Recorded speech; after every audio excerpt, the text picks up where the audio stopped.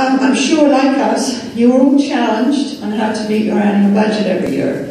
And I think many of us use many of the same strategies to do that.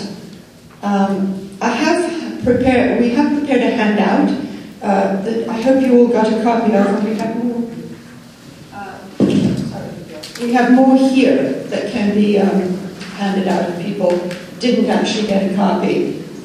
Just to describe the quick format today, we will go to our panelists who will introduce themselves.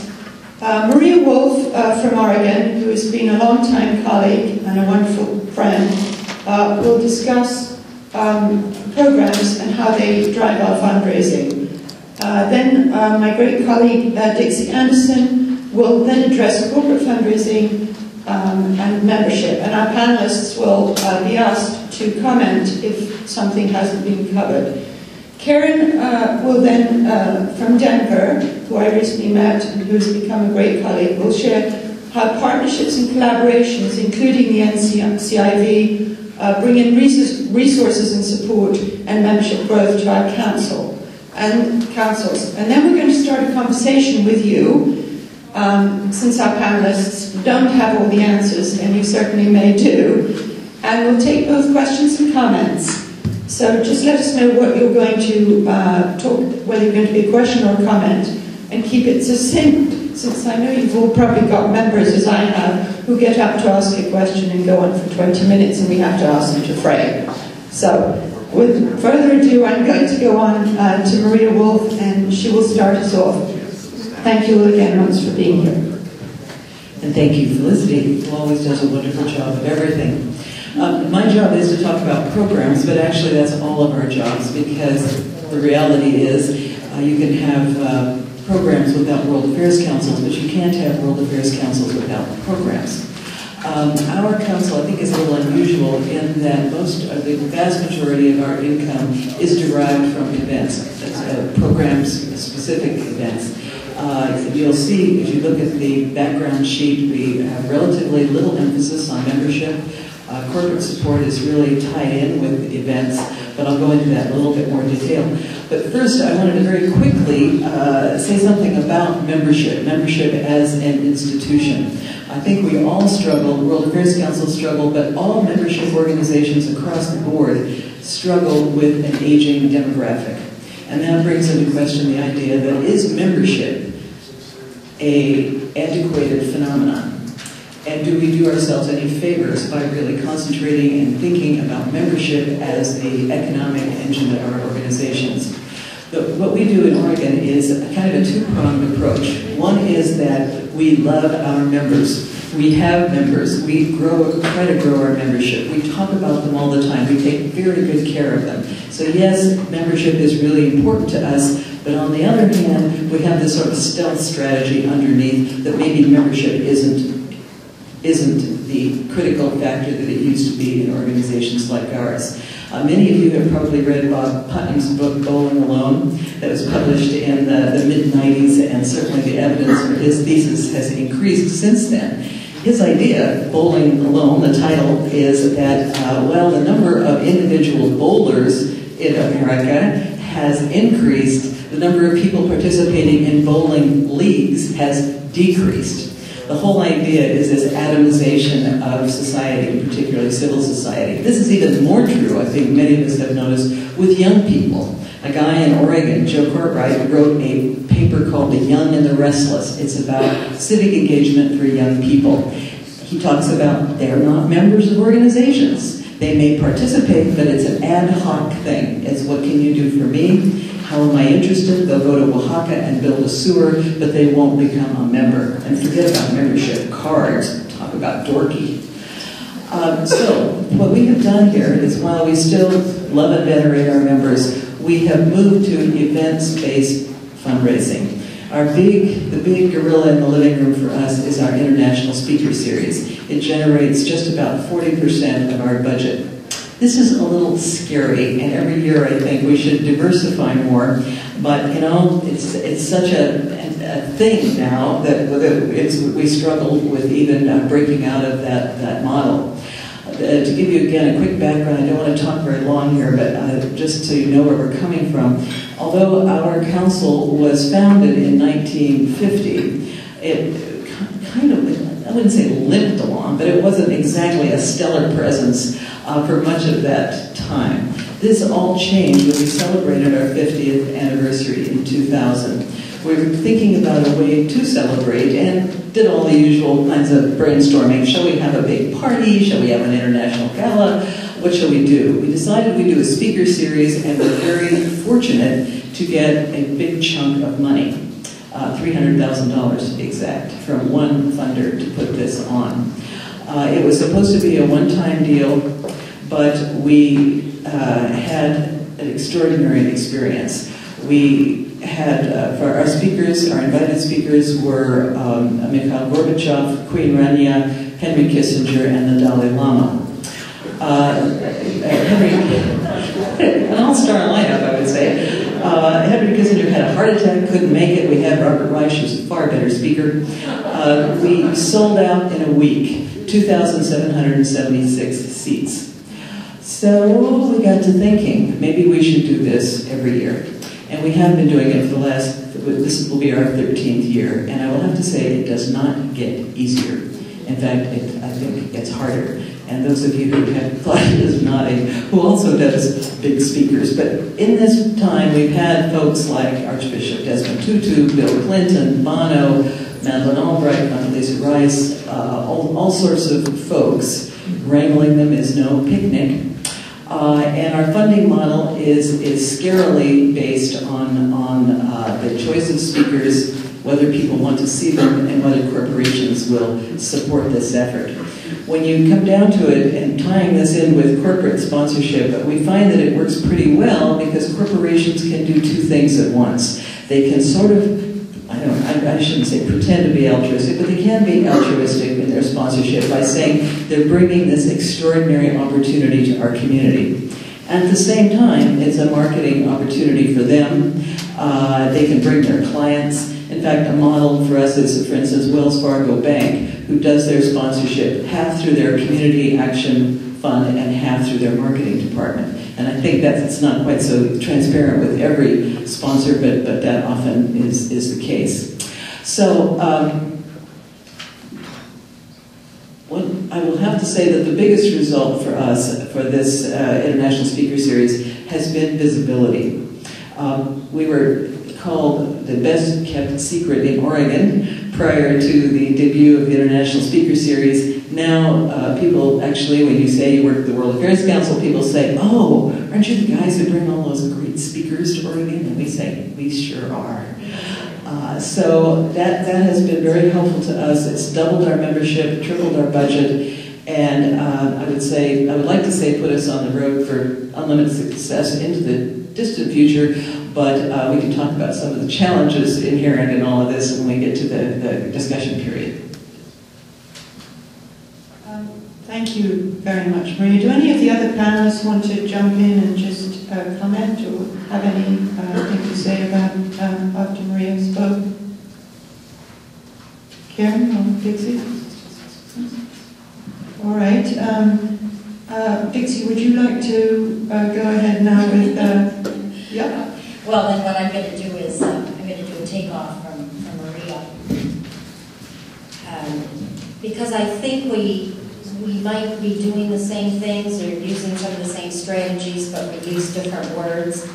Because we still do individual memberships, but if you look at our little note there, only 4% of our budget are individual memberships, and I'm betting that for some of you that's what it's like as well. It's a very small part of our budget. And our individual members, that number is actually more to 400 or so people, because some of those memberships include 2 people. So I think I agree with Maria. We're programming. The key to a successful World Affairs Council is outstanding programming, and I think that's where all of us should be. But I looked at it as a marketing problem, and we simply want to get people at our events. That's what we want to do. That's what Maria wants to do. That's what we want to do. That's what you want to do. So how do we get people to those events? And one thing that we do is we do want the individual members because they drive our attendance at events, and they drive the programming. So what we've done is, well, let me back up. Why do we want members? There's a certain cachet with saying I'm a member of a World Affairs Council, or I'm a member of this, I'm a member of that, and it gives that person buy-in. I think it also helps with grants. If you can say I have 2,000 members instead of 500 members, that helps if you're looking for grants. I think it helps with the media. When I call the media and go, well, you know, we've got a sold-out event, or you know, we have 2,000 members or 1,000 members, that helps us get more media attention.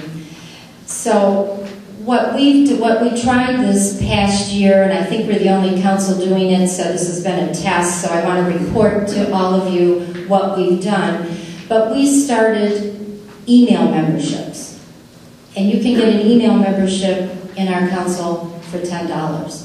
How many of you have individual memberships for $25 or less? How many of you have individual memberships between $25 and $50? And then how many of you have $50 and up for an individual membership? We had that too. Several years ago we went down to $25. When I first started 18 years ago, we had a $50 membership for individual members. It was hard for us in Grand Rapids to ask people for a $50 a year membership, so we reduced it to $25. That went much better, and we really grew. But let me tell you what we did by going to a $10 email membership. We've grown in the past year 25% with that email membership. Those are new members. We also increased our renewal rate to 82% with our renewing members. That's the highest it's ever been. And what I found interesting is each year when we go to our membership campaign, we take the last 2 or 3 years of expired members and we send them a renewal request. We never get anybody to renew. We did it this year with the email memberships and got a 10% renewal rate from our expired members. So we're pretty happy with these email memberships. It's really grown for us, and it's very easy to ask somebody for $10 a year. In fact, what I did is I raised the cost to attend the events. We were charging, for example, for our Great Decisions lecture series, $5 for a member, $10 for a non-member. We went last year to $10 a member, $15 for a non-member, and when non-members came in, we said, well, you know, if you give us a $10 membership today, we'll get you in for the $10 membership price. Okay, they say $5. And if you come again, you save another $5. So, man, we were signing people up right and left for those email memberships. So, we've concluded that our email memberships test was a success. We're starting with our renewal campaign as we speak. Somebody in the office is doing it now while I'm here, and we're going ahead. We have traditional memberships because some of our folks do not do email and they want to snail mail. We continue to do that. We also have a higher level individual membership of $200, which gives them several benefits throughout the year. But we are going ahead with the $10 email memberships. Can you specify what's the difference? Yeah, what is it? What's the difference between your email and your regular? We don't snail mail. We do everything by email blast. So it doesn't cost us anything. They get the same information as our traditional membership people get. They get the member price. We always have anybody, as all of your councils, anybody in the community can come to our events, but we always have a lower member price. And their members, they get the lower price. That answer it, Kate? Yeah, well, some of us, all of our membership is all email membership. We don't do anything by snail mail anymore, so that's why we're just curious as to. We have, because we skew older, we've had people, you know, we still have traditional snail mail.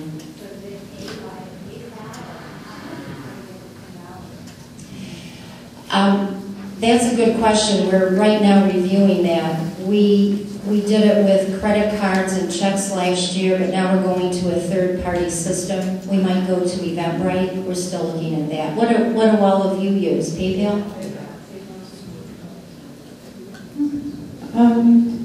Dixie, do you want to take up now on the corporate sponsorship, some of the models that you use, and then our panel can jump into if we haven't covered that issue, okay? And then we're going to go to the audience, of course. Well, you can see by my breakdown for my budget, but our corporate membership really sustains our organization. So when I started at the council 18 years ago, we didn't have corporate members. So here's my story. Our first board president when I took over the council was John Jacobois, a CEO of a very successful family-run, family-owned company that was 150 years old in Grand Rapids. So John and I were strategizing, how do we get more corporate members? And John, there were two things that you just went apoplectic on, and one was when we would get in a check from a company, and it would come from their charitable contributions or their foundation, or, you know, in big red letters said charity, he would just go nuts. He goes, "We're not a charity. We're an educational nonprofit, but we are not a charity. If you had only so much money to give to the Red Cross or the Salvation Army or a homeless shelter, and you had the World Affairs Council over here, you'd give your money to the homeless shelter, as all of us would. We're not a charity." And then the other thing that drove him nuts was, he said, "You know what the issue is around town? Is an organization comes to me more than once. Come to me only once a year. Ask me for money only once a year. Don't come to me for a membership and then turn around in 3 months and ask me to buy a table or buy tickets to the annual dinner. Come to me once." So that drilled us down as we talked and talked, but we came up with a benefit selling model. Both John and I are from private sector, so we benefit sell our corporate memberships. In other words, I don't want your money, Mr. Corporate or Ms. Corporate, if I can't prove to you that I give you your money's worth. We have 52 corporate companies in Grand Rapids. Our renewal rate is 99%. We had one small law firm last year that did not renew. We target newer companies and try to bring on 3 to 5 companies a year. So we're always growing, and we're not falling back. So what do we offer? How do we get these corporate members? Instead of asking people to buy tickets or a table to our anniversary dinner, and incidentally, we just had our 63rd anniversary dinner, and we brought in His Excellency Vicente Fox, of course, the former president of Mexico. If you have a corporate membership with the World Affairs Council, we sent you complimentary tickets based on your level of membership. You either got 2 tickets, 4 tickets, or you got a table of 8. And of course, you had the option to buy more if you needed more, and people did. But we give you tickets to our anniversary dinner. We also let anybody in your company become a corporate member of ours, so that if they do come to some of our events, they get the member price. Except for our 2 big lecture series, our fall lecture series and our Great Decisions lecture series, we give those corporate members free passes. So they get into those series for free. I don't think Jim Falk is here, but I think a couple of Dallas people are here. We use the Global IQ series. We're still using it now. We only offer that to our corporate members. We don't offer it to our individual members. It's strictly a program that's marketed to our corporate members, and they get it for free. We also have a corporate programming called Global Executive Briefings. It's a series of 3 to 4 lunches each year. We'll fly somebody in from Washington, D.C. to come and talk to a very small group of global executives. We intentionally keep it small so there's networking. We have our service providers bring clients. We have our manufacturers come so that they can mingle with other manufacturers. But we keep it small. We keep it to 25 people. We'll fly an expert in. They'll do a presentation, for example, just when the Euro crisis was hitting, we brought in Dr. Jackson James, who's one of the foremost experts on the Euro, flew him in for the day. We sold that one. We always sell them out. We sell out. We do charge for that, but we sell them out. So that's how we benefit sell. Our members, our corporate members, see becoming a member of the World Affairs Council as a real value. We're also considered a very prestigious international organization in the area, and I'm happy to say in the past few years we're at the point where we have corporate people calling us asking if they can come onto our board, and we incidentally charge for our board seats. $5,000 and up.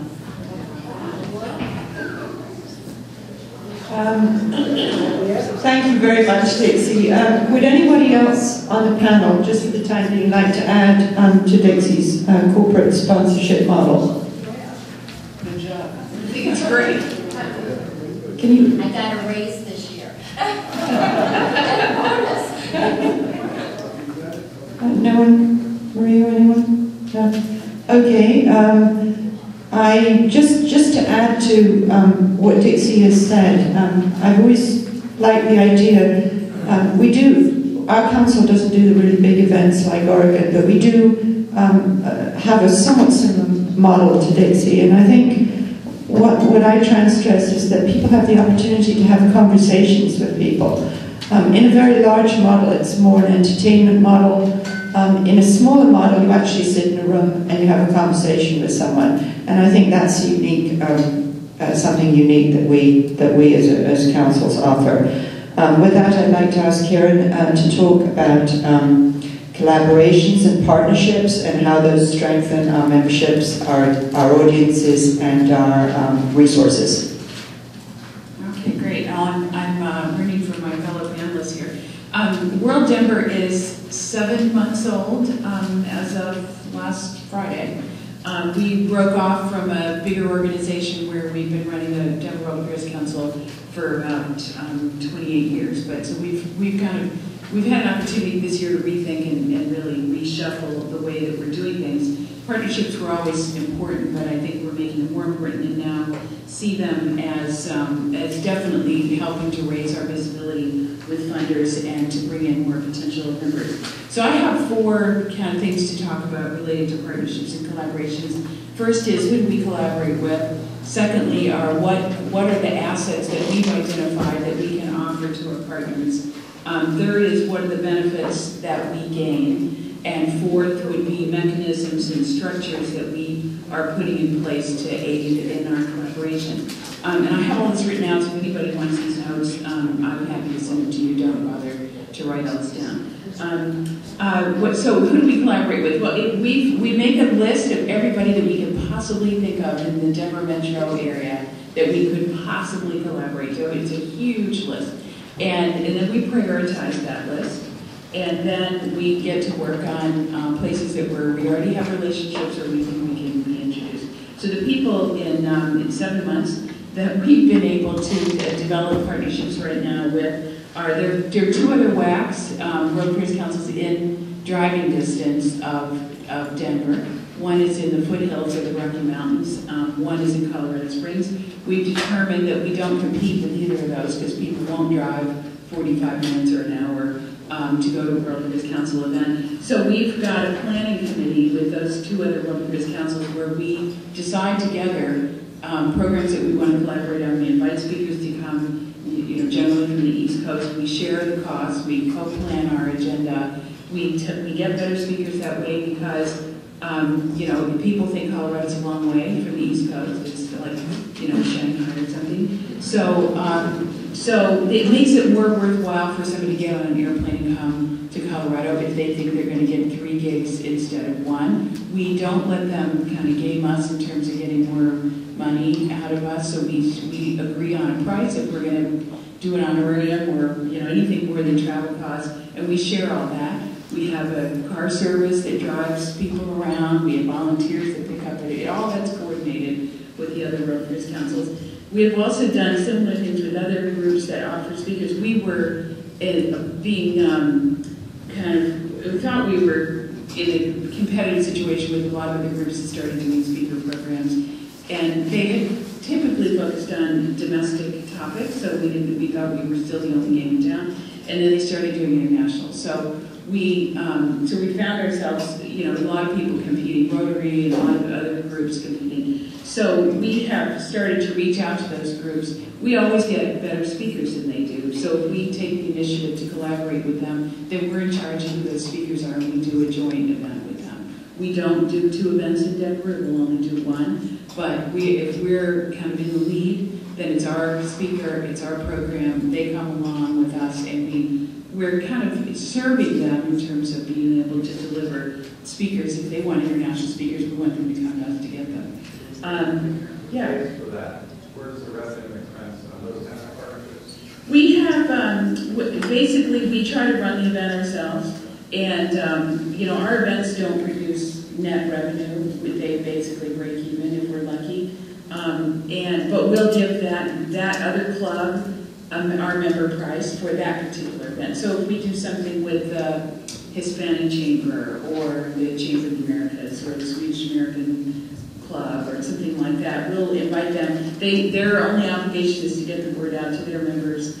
They get the member price, which is a benefit for them. Our marketing is extended. And then when those people come to the event, we offer a killer deal on a membership in our organization, so that we're able to, here's a member of the Swedish American Club, why don't you join today for half price at the World Fair? So we're able to kind of use that to attract new people into the room and then sell our memberships that way.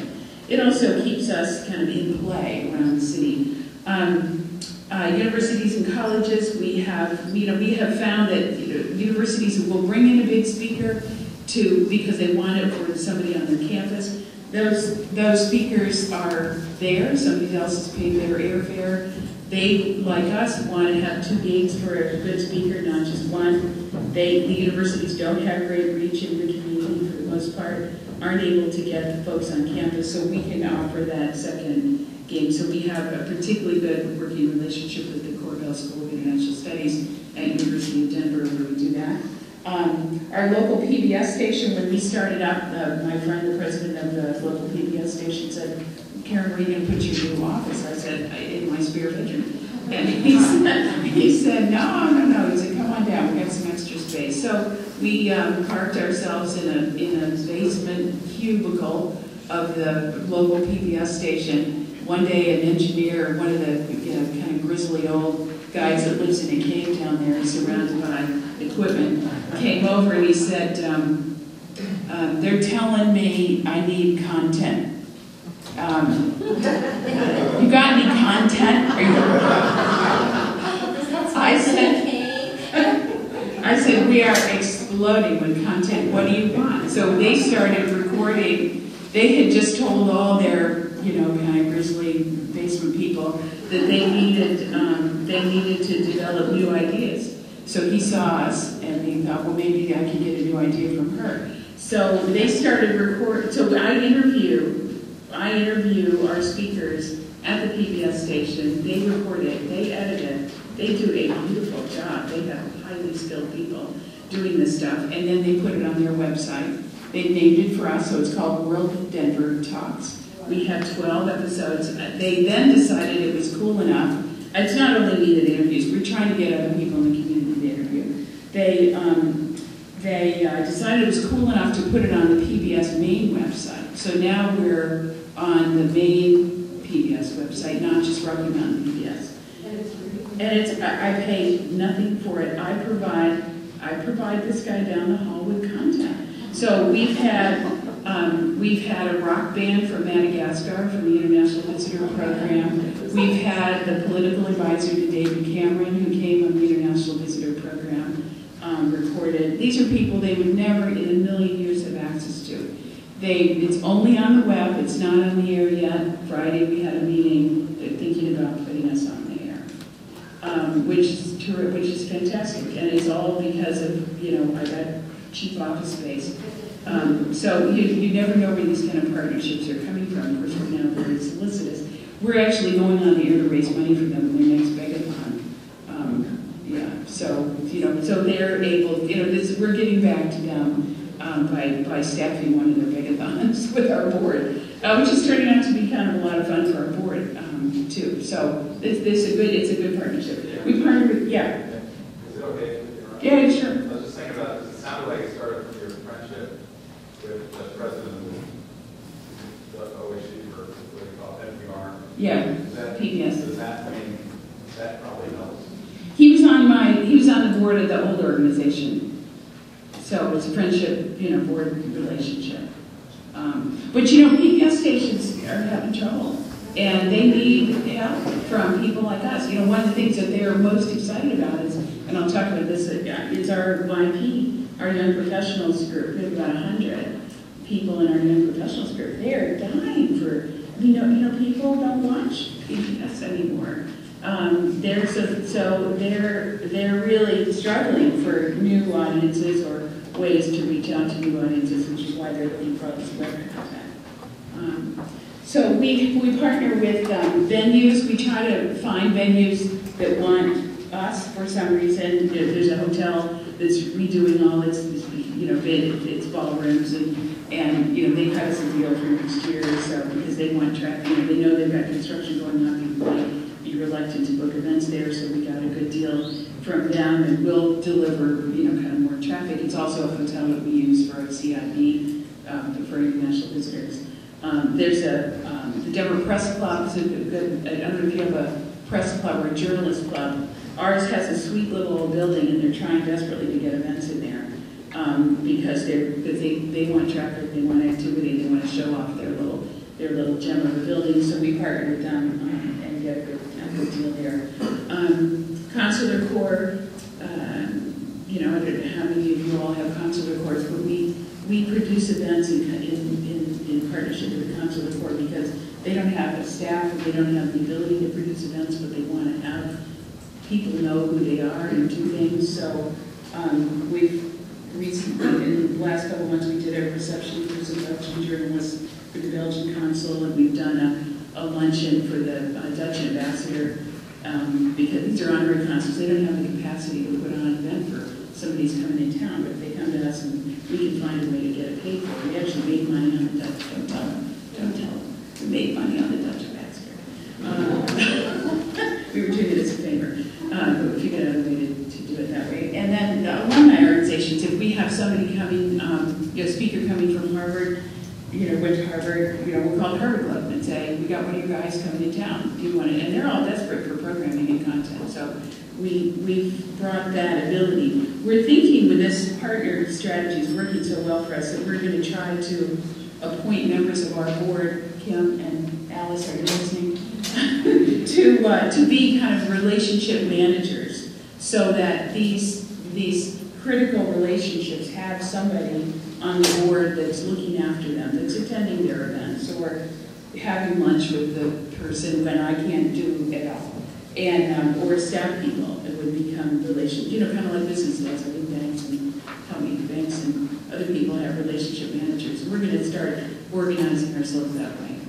Yeah, just looking ahead, because you've got 60% of your revenues coming from the international business. Right. Or these other strategies. Where do you see that mix of revenues for years from now? Well, I think we're going to grow corporate a lot. That's the plan.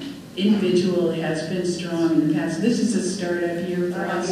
We're more reliant on that NCIB grant than we should be or will be in the future.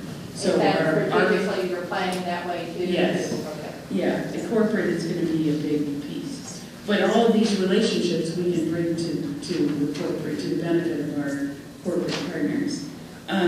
So assets that we bring, that people seem to be interested in, we certainly get better speakers than anybody else in town. We have a great network through WACA and you know, all the years of experience that we've had, and so we get better speakers. We have the ability to apply for grants and get speakers to come for free through WACA, and we bring that to our partners. We have the YP group I talked about. Our event planning capacity, we just are really good at running events, and I think that you all probably are too. And that's something that somebody like the Council of Court doesn't have. Our website audience, which is now enriched by the fact that we have these videos, they're YouTube videos, and Facebook followers. We're developing LinkedIn group, and all of this is something that our partners can benefit from. Our relationship with the State Department as a CID, and our corporate relationships are all things that we bring, assets that we bring to our partners. And what we get from these partnerships, new members that share events I talked about, larger audiences to attract better speakers.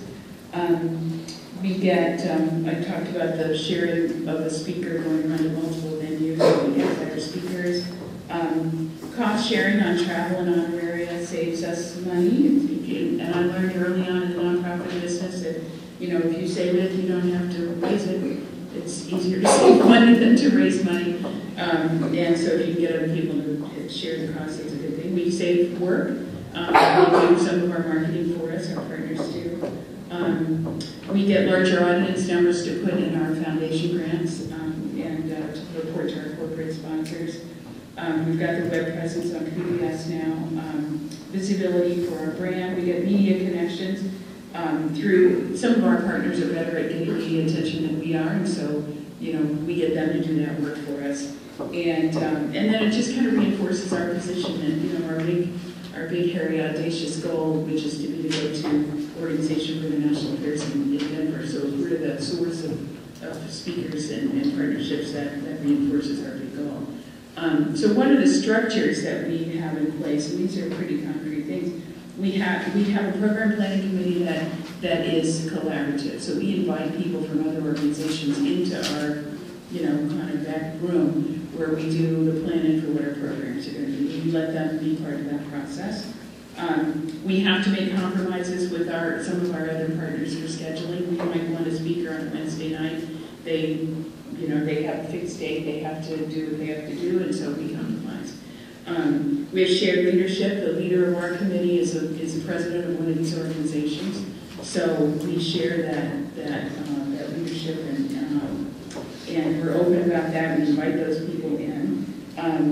We have a policy on co-sponsorship, which I started like 14 years ago, which I'm so glad I did. We wrote it down. We got our old board of our old organization to pass this, which basically said that we will not advertise anybody else's event if we are not listed as a co-sponsor and if we're not involved in planning it. We get asked, I'm sure you do too, every day, please, would you blast this out to your membership? No, we won't. Sorry. You know, if you come to me 3 months before and you said we want to work with you, we want to collaborate with you, we want to do this program. Yes, I'll put my name on that, and it'll go into my planning, and it'll be on my schedule, and yes, I'll blast that out. But if you come to me a week before an event you don't have an audience for, and you expect me to bail you out, I won't do it. And I haven't done it for 14 years, and I will never do it. So you heard it here. But that makes people be more inclusive in their planning, because if they want our mailing list, which is a good mailing list, then they have to work with us, you know, on some more equal terms. And then with the CID, we do, because we have hotel relationships with the CID, we pressure the hotels to give us a free party every quarter. So if for every certain number of hotel rooms that we book, we tell the hotel they have to give us a free party. And they bought this. So we get a commission on the hotel rooms through the CID, but also we get the free parties. So every 4 times a year, yeah. The free party. So it's yeah. So it's usually about $2,500 worth of party. at a hotel, and you can use it for whatever you want to. So we save them up until we have an English-speaking visitor delegation coming.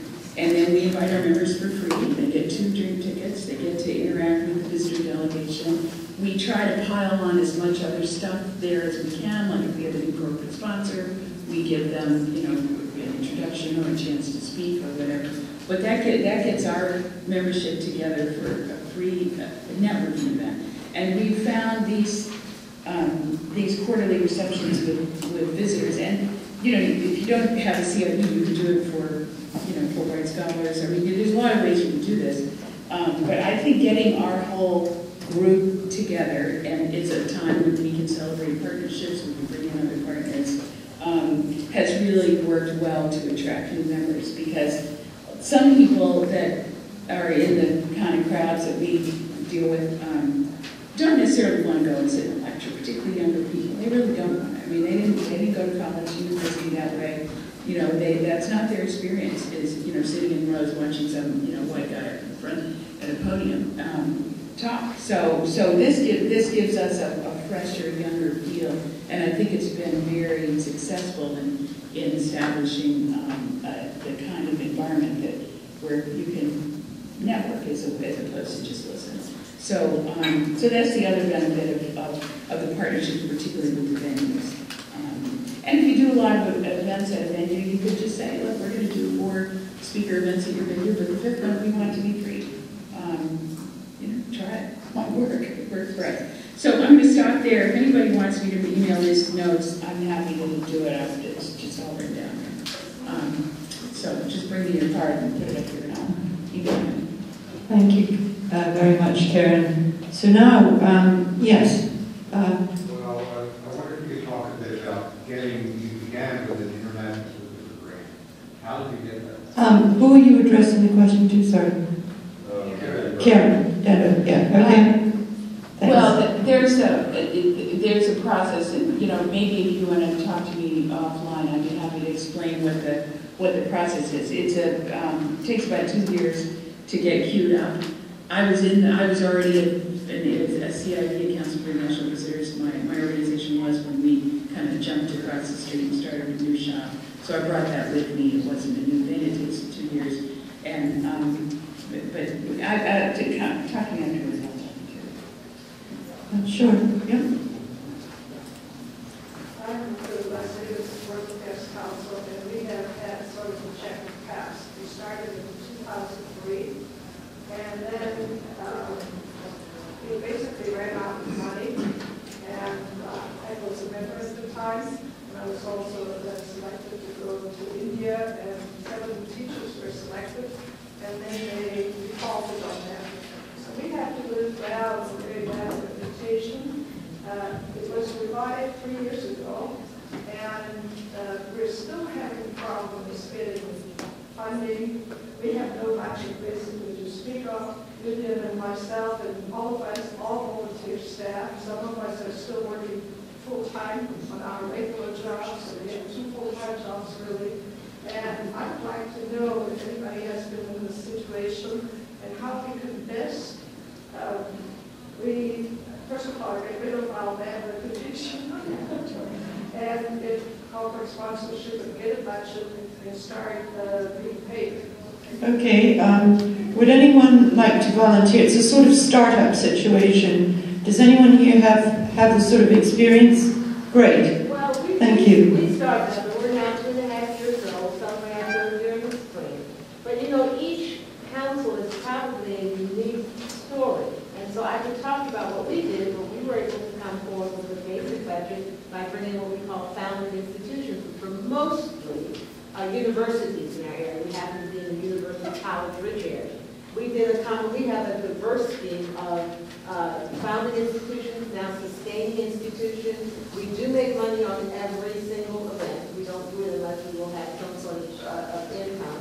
And we have membership, and we're now stepping into the corporate sponsorship. So I can talk about how we did it, but you know, again, we had universities that saw the vision and wanted to make sure this was supported. So you had basically founding founding institutions. We asked a bunch of institutions to come in with $5,000 Yes. in cash or in goods, as sort of like Temple has given us space for our offices. Right. And others gave us 20 laptops. And, so we had, a different variety of support to get it started. And now the second year, we asked them to be sustaining institutions. Great. So, you can pull together, but I do think a diverse income stream is probably the best rather than relying on one single thing. But I can certainly talk to you about that. Patrick? I'm just curious, did you change your name? Yeah, we changed our name. Oh, you did? It's Yes, still, but it's still, the moment they hear World Affairs, there are still bad memories. How about like global? Yeah, that's what I was going to suggest, is change your name. It's World Affairs Council. I know. Can you get rid of whatever the old term is? Yeah. Because you almost need a crisis manager. You're not really at a startup. You almost need a crisis management plan. We've been doing five in the sense that our events make money, or we break even, and we're going down for corporate sponsorship, but we're still not where we want to be. We basically, we have $11,000. So I think right now, funding really is primarily used as membership, and also from our events, we at least some. Yes. The vision now is we're seeking to corporate sponsorship, and looking at the best approach to take. And as Karen said, one of the things they did was put together a list of all the opportunities that were in the area, and then really sort of due diligence Yes. approach for the greatest possibility of getting the right partners.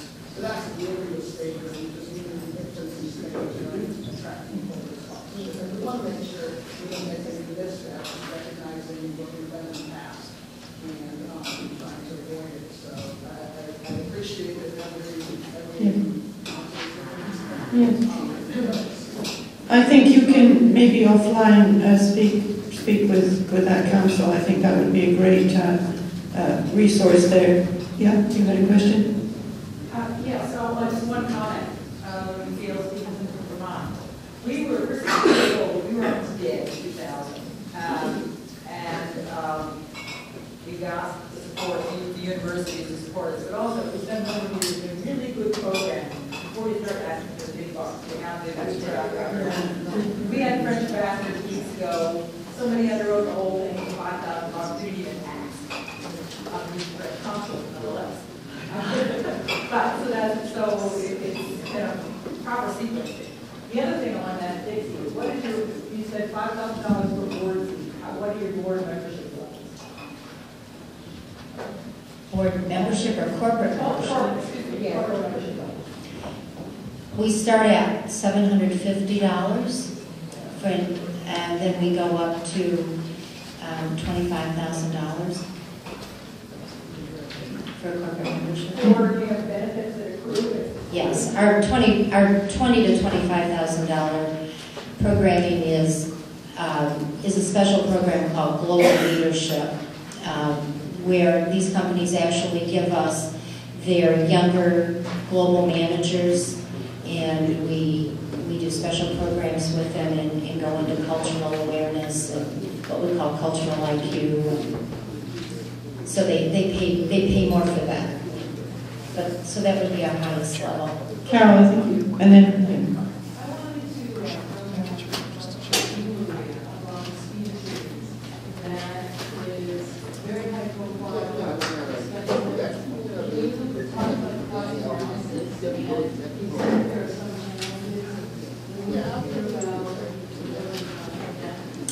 Sure. Some of the challenges really are of our own making. At the beginning of this series, we really thought long and hard about how we wanted to position it in the community. Did we want it to be something that was expensive and available to an elite, or did we want it to be more of a populist kind of undertaking? So the thing we thought about was, can a high school teacher afford to attend this? And we would set our ticket prices so that maybe not the indigent, but a person with a sort of a low average income could afford to go. We barely changed our prices for the series in 12 years. The ticket prices range for all 4 speakers.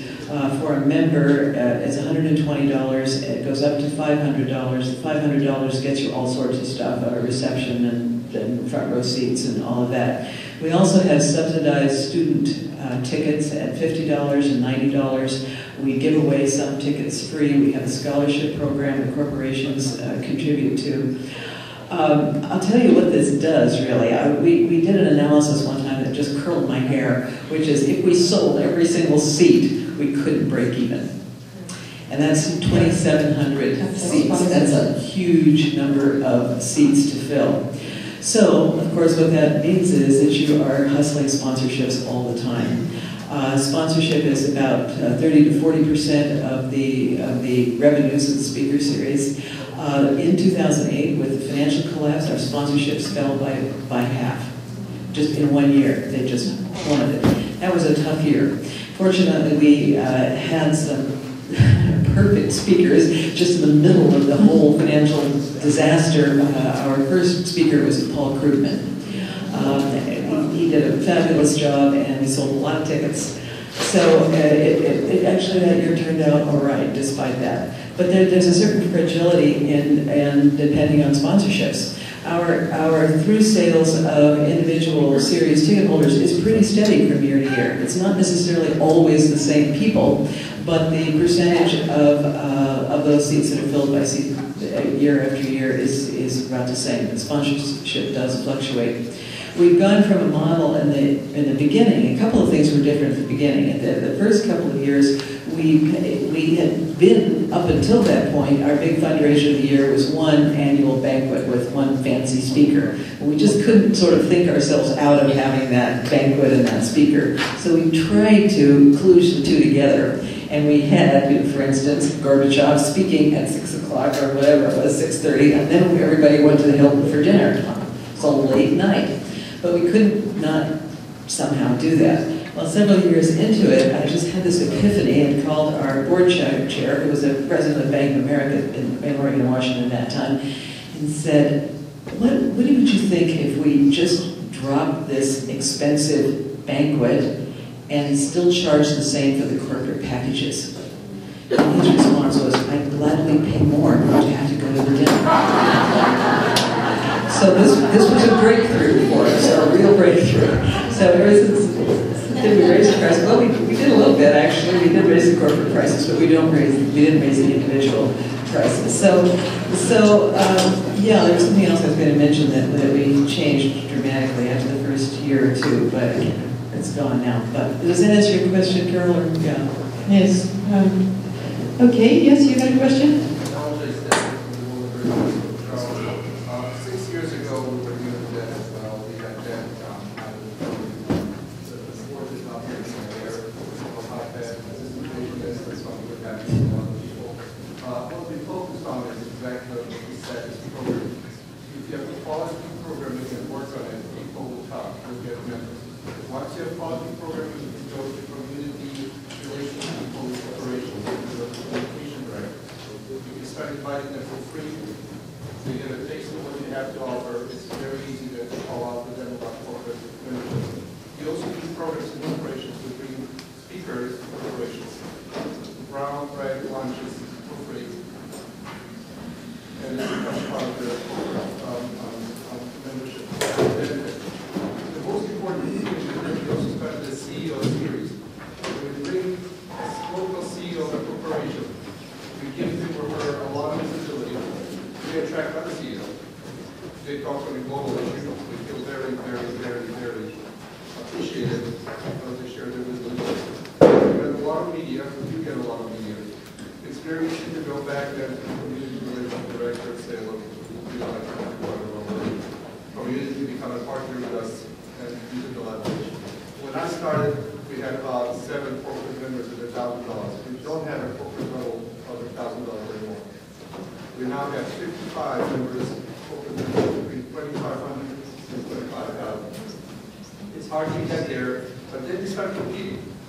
You become the organization that expects the commission from the entity they want to come. What it also allows them is to bring their clients to your events. It becomes a very popular thing to do and to show up. And then when they start seeing that the competitors at 7,000 or 7,500, they want to be at 10,000. It's amazing how that all can start to work. So in short, 6 years ago, we were lower. It was a great recession. Now we have reserves. We have 6-figure reserves. It's out of our operating budget. So it's possible. Be optimistic, you can do it. It's a great organization.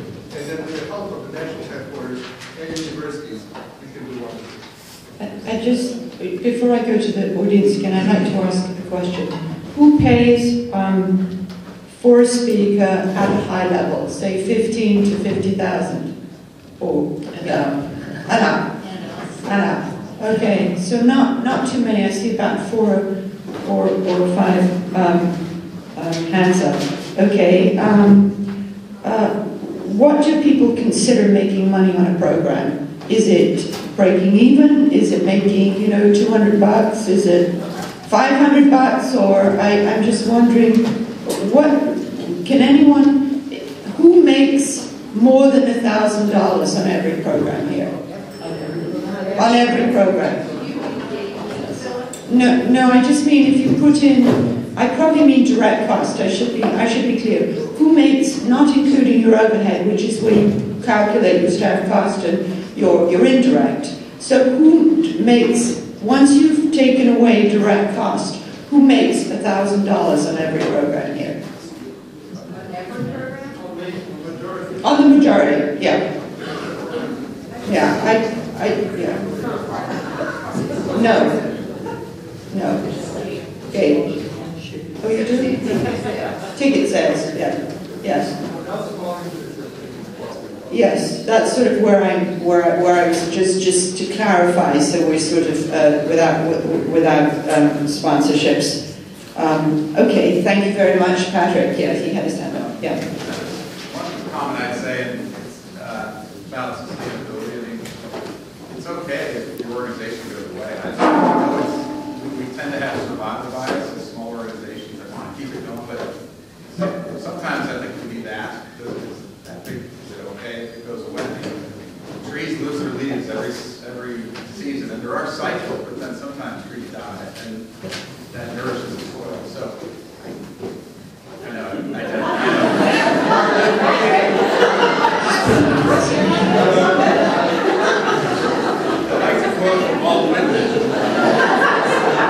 Now you know why Patrick's not on the panel. Some things just need to die. I mean, Thank you, Patrick. Thank you. You may. Be brief. One way that we don't want to die is earned income. Does anyone here, we're thinking, we just got someone who asked to find their speaker. So we have a speakers bureau. We're thinking maybe there's a market for that. The other is around, you mentioned cultural training or global intelligence training. And then the third is advertising online, pay to play. Is anyone charging for the service? Not included in a sponsorship, but you're actually paying. Fee for service. What do you do for fee for service? Oh, I mean, we've just had, last year an organization paid us to find range speakers. They usually pay 10 grand. And I was like, you pay 10 grand? We'll do it for 7,500. And so we did. And they loved that we had the local connection rather than the Washington Speakers Bureau. So, this year they're like, well, I don't know if they have to budget. But I just don't know if there's a market for that. That right now, that's the only one we do. Okay. Yes. Yeah. Sorry. Yes, I have two questions. One is probably pretty quick. One is for Rita. So when you had a big drop in sponsorships, I guess now increased it, yeah. Did you first find the speakers, look at the speakers, and then go to the corporations and say, I got a speaker like that, but I'm going to sponsor, or were they? What is that process? Did you first find someone, get someone there on the committee, and then go get someone who's supported by that process, and you try to decide what speakers might be most attractive? We usually have the sponsorship in hand long before the speakers are nailed down. And now, having a history of 12 years, they trust us. They know that they're not going to necessarily agree with every one of our speakers, but over the 4 speakers and over the years, they know that it'll be something interesting, and they can trust us to deliver the goods. So no, the whole cultivation that sponsors the speaker series basically goes on year round.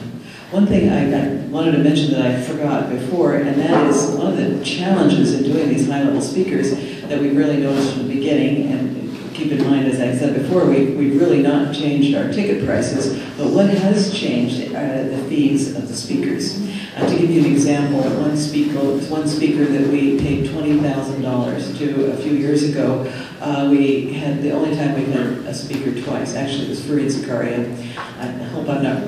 This is a breach of contract. First time, $20,000. A few years later, $85,000. So when you're having those kinds of increases in speaker fees, but you can't raise your ticket prices, there's a whole lot of work that has to happen before you can break even.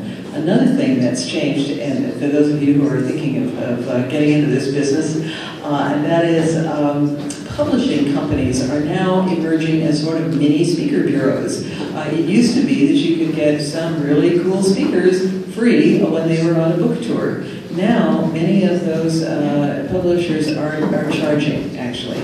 It may not be quite as much as Harry Walker or Washington Speakers Bureaus, but they are charging for their top level, most interesting speakers. You even have to pay if they're on a book tour, and promise to sell 2,000 copies of their book. So that's some of the challenge that we've been talking about. Second question. Sorry. Just one more question. You're right. And this is for partnerships. It sounds like, just from the beginning of today's talk about associations, there's different levels of partnerships in terms of how structured and how formalized they are. And I'm curious to know, the partners that you mentioned, how formal are they? Are they, the partners that you mentioned are probably just, they're non-partners, but do you put their names on all of your types of speaker programs, or are they certain partners for certain programs? I'm curious to know, the way we do it is kind of ad hoc, which speakers might be things people group, but then it could be a one-time thing rather than a sustained partnership. Yeah. And they're different. They're all kind of suited to the group. But you raise a good point, which is it, and we've just discovered this. We created a new membership called a nonprofit. It's like a corporate membership, only called a nonprofit partner membership. And we're selling them for $750. So some of the people that we've developed these relationships with are now becoming part of our funding plan, which is great. I mean, this was a happy accident, and we'll see how far this goes. I'll let you know next year. Sounds good. Stephen? I had a follow-up question to Maria. Right. Are there other speaker series in Portland? They are on every street corner. It makes me crazy. Don't they realize that we own this? There are many challenges, and we really have a lot of competition. It's not necessarily just international speakers, but there's a literary arts series that has been going actually longer than ours has. It's very well established. It's a wonderful organization. We love them dearly, and we wish they would go away. In addition, there's a science and technology lecture series, there's the Voices, which is just women. There are lots of different lecture series, but perhaps the biggest challenge is the one-off thing. I mean, every organization has their annual dinner, and they can spend all of their attention on trying to get one fabulous speaker and spend a lot of money for that speaker, and those are sometimes the people that we would want for our series. So, and every year the competition gets tougher. Okay, I'm going to take one more question from New Hampshire. As things change in terms of the internet and people coming to events, and especially because most of us events in person are kind of a big part of what we do, where do you see organizations like ours going in terms of charging people for them and getting people to show up and all the competition from other organizations? I think we all have something to say about that. Yes. But, just a couple of really quick comments.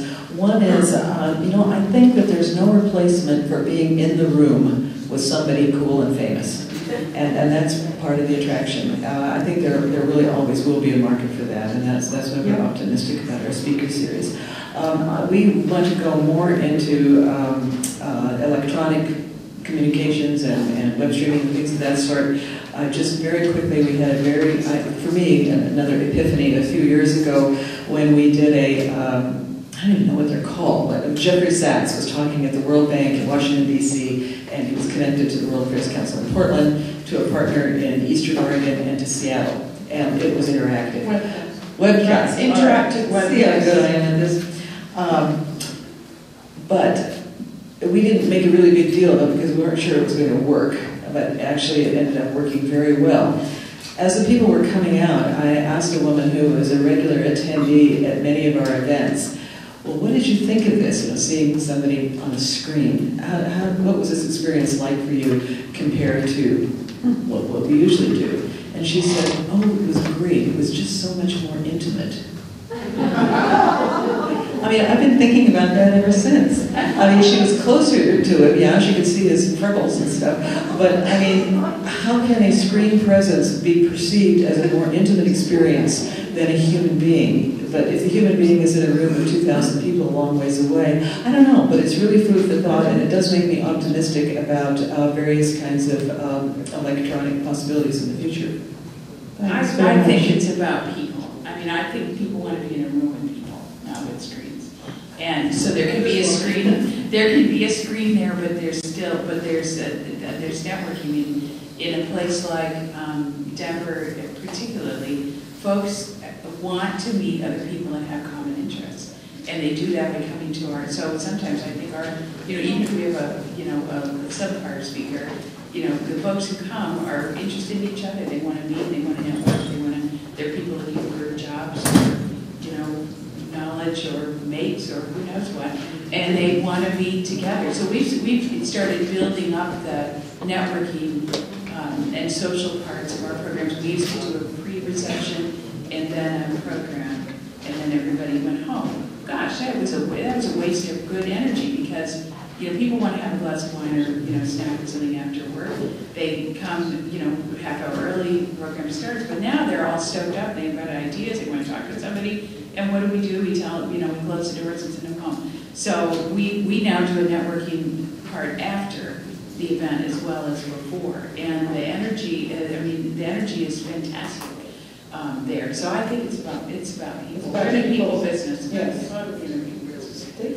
And Claudia, I think that's where we should honor Bunsey Churchill, who was Claudia's predecessor in Philly, who I think mentored a lot of us, who always said, people can get their content from television, books, the internet, wherever. So they might tell you that they come to a World Affairs Council event for the programming, but really they come to socialize. They come to be around people, and don't ever lose sight of that.